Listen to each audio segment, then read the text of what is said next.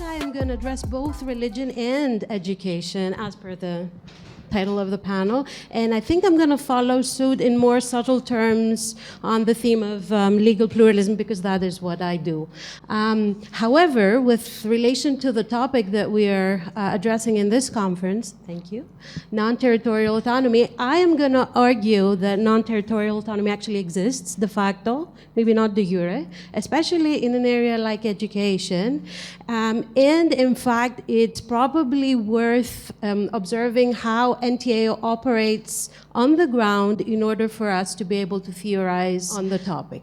So, as was mentioned, this is part of a comparative study. What I'm covering today is part of a comparative study that deals with Israel, South Africa, and the UK, and the way that religious diversity is addressed in public education. So I'm going to just choose a few of the points that are on the slides for lack of time, and of course I'm happy to answer questions at the end if something is unclear. My starting point here is, and one of, if you want, my precepts, is that we have to talk about human rights, which was also done by the previous speaker, if we are to discuss normative conflict. However, despite myself being a lawyer, I think I have a slightly more nuanced reading of human rights in the following sense. First of all, they are both transformative, and they're also the production of domestic and international interactions, which means that we can question the extent to which they are actually authentically universal. The research that this is based on is actually questioning the extent to which human rights may be a solution to the normative consequences of legal pluralism. And also what I have observed is that depending on the context, you may see that human rights are internally plural. So you may have different elements depending on the place and context. Essentially, the trends in human rights scholarship are discussing a lot equality. Equality as the extent to which individuals are in a position to exercise rights as opposed to their ability to exercise choice. And that ties back to the previous argument, agency. I think it's important, if you read the previous case that you presented, from the point of actors, you have a different understanding. Why were the sisters attacking the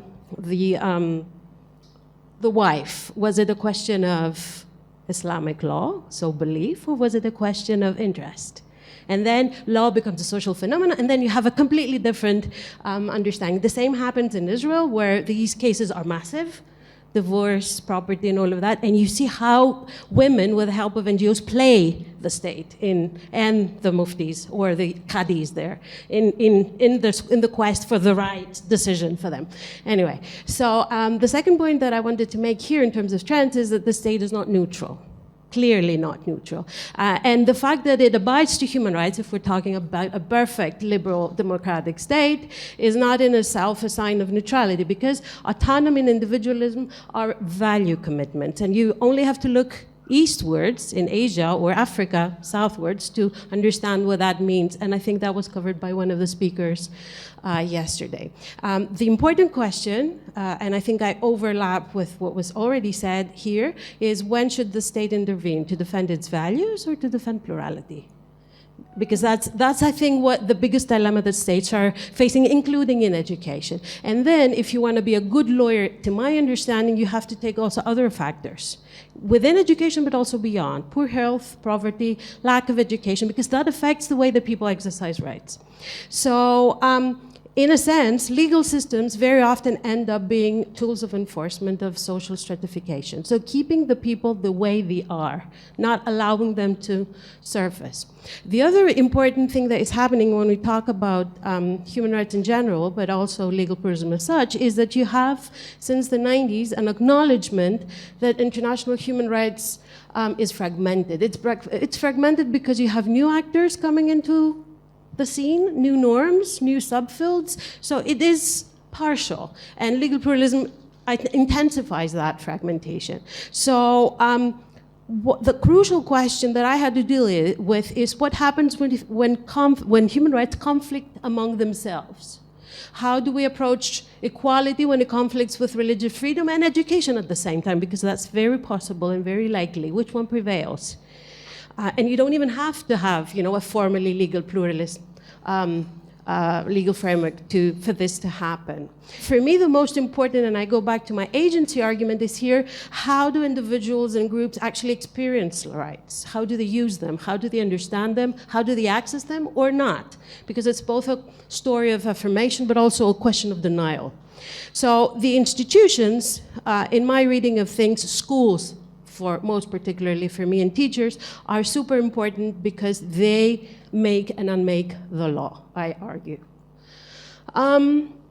Now, most importantly, when we are called to a conflict between religious freedom and other rights, especially in education, everything becomes a question of balancing. Where are the limits of religious freedom, and how do we assess where to place those limits? The risk, and it was subtly brought about through the questions a minute ago, is we don't want to legitimize abuse of political power, or also abuse of some groups over others, like men over women. So right of an individual versus a communal interest. But then again, this kind of, if you want, dichotomy doesn't allow for the expressions of the diversity of human experiences. And here, one good example for those of you that are lawyers is look at how the European Court uses the margin of appreciation. Very, very, very non-transparent. Not lawyerly-like, not rule of law-like, at least. So when we are assessing religion as a right, what courts tend to do, both nationally and supranationally, is to look at sincerity of belief, centrality, seriousness, and all of that.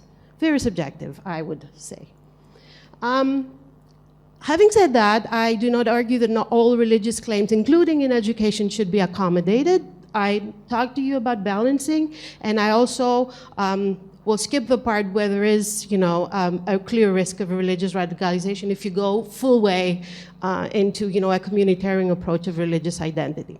But what I have experienced as a lawyer is that we need to have a legal and cultural analytical perspective, and that usually is missing when we're looking at frameworks, at legal frameworks and case decisions. And public schools are super useful for that, because you see that schools are places of, manifold normativity and multiple agencies. So a lot of actors, students, their parents, the teachers, the state, and then also normativity.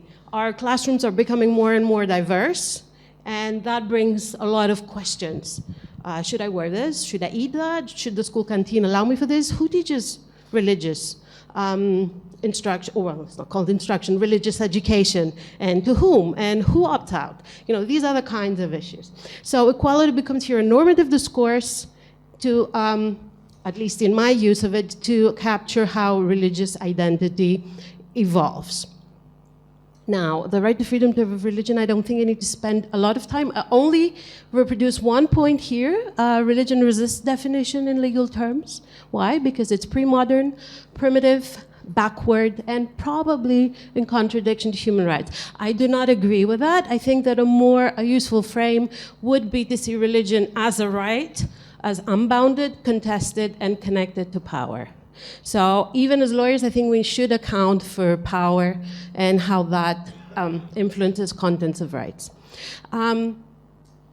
Most of you, at least the European participants, will be familiar with this, secular debate. I won't spend a lot of time. What I can tell you, and what social scientists have already shown, is that religion is exercised in a different way. It's more individualized, it's more privatized, but nevertheless, somehow, miraculously, it's all over the public space. So patterns of believing have changed, and nevertheless, the states can no longer operate under the fiction that religion is separate from the public sphere. So it has a public presence, whether you're a majority or a minority believer. I think this is more or less the same, so I'll skip. Now, secularization has also other dimensions. There are many processes that are happening One of them is the transfer of religious property to the state, decline of personal religiosity in Europe, religion being seen as culture and vice versa, and then also decreasing levels of commitment to religious institutions. Now, actors, religious actors and agency, and their agency, so the way that they position themselves, and when I say actors, I'm talking about things like, of course, states, but also religious associations, NGOs, feminist movements, you name it. Parent associations. So it's everyone that is involved in the process of education and how they use their potential to get to their mobilization potential to get to their aims, which is actually what is worth, I think, inquiring and what tells you more about how the law is practiced and what kind of effects it has. Now, for education, the main dilemma is, should we aim for religious pluralization of the curriculum, so teach as much as possible on the different faiths, or should we deepen our own faith primarily, and through that try to educate children vis-a-vis multiculturalism and multi-religion environments. So educating into religion versus educating about religions. The problem is that it has been observed already that students today have less knowledge, so they're illiterate when we're talking about religion. And to that extent, teachers have a very important role to play. So I'm arguing for a need of a paradigm shift in education about religious diversity. Diversity as a resource, as opposed to diversity as liability, because that will probably take us a longer way in terms of managing normative conflict and conflict per se. So that more or less sounds like a post-secular interpretation of religious education. The problem is, and the aim, if you want, is how to share social space with those that hold a different or no belief at all, and with whom you actually disagree. A question that I had, and I think I know the answer now, but it's probably worth bringing to the table, is whether people think that public space is neutral. I don't. Is secularism in itself a neutral option? I also think it's not. It would be wiser for policymakers and lawmakers to accept that religious organizations have access and they do influence political action, and then we can no longer maintain this public-private division anymore in terms of, of policy and legal making. It's very Western, but I think it's untenable.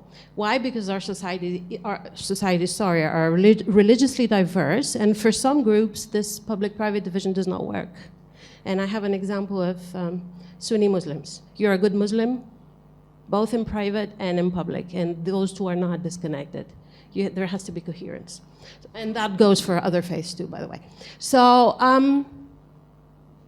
I think that secularism and secularization are two processes that are contestable. You can agree or disagree with me, but for research like mine, I think we tend to ignore the social class dimension, socioeconomic equality, and how that connects with whether one is a believer or not, and which faith he or she believes in. So this is something that in socio-legal research we are lacking. Again, here I remind you of my initial question: when does the state need to intervene to respond to religious practices that are unacceptable and intolerable? And that brings us back to the legal pluralism debate. Religious claims here, in the experience, for example, of the European Court of Human Rights, are human rights claims based on values.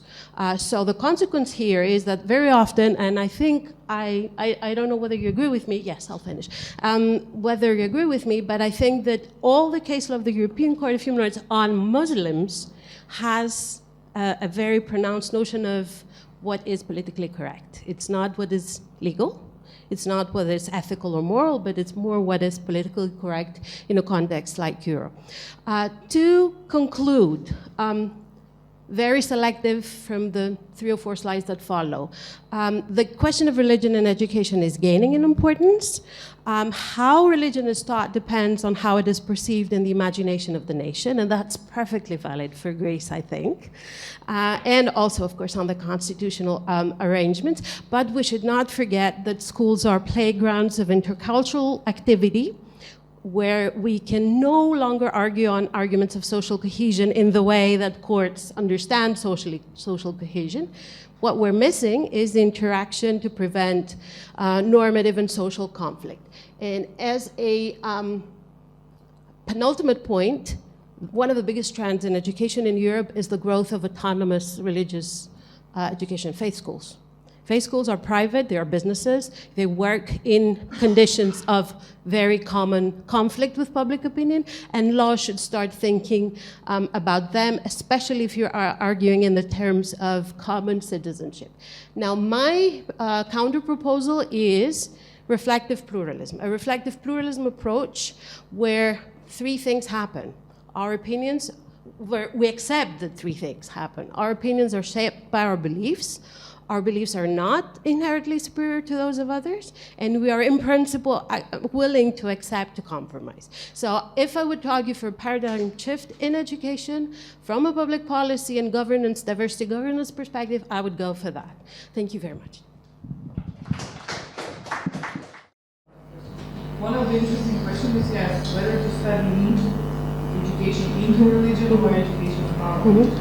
I will tell you what my personal opinion is, but before that, the trend is to educate, in the direction of, feeding as many possible faiths as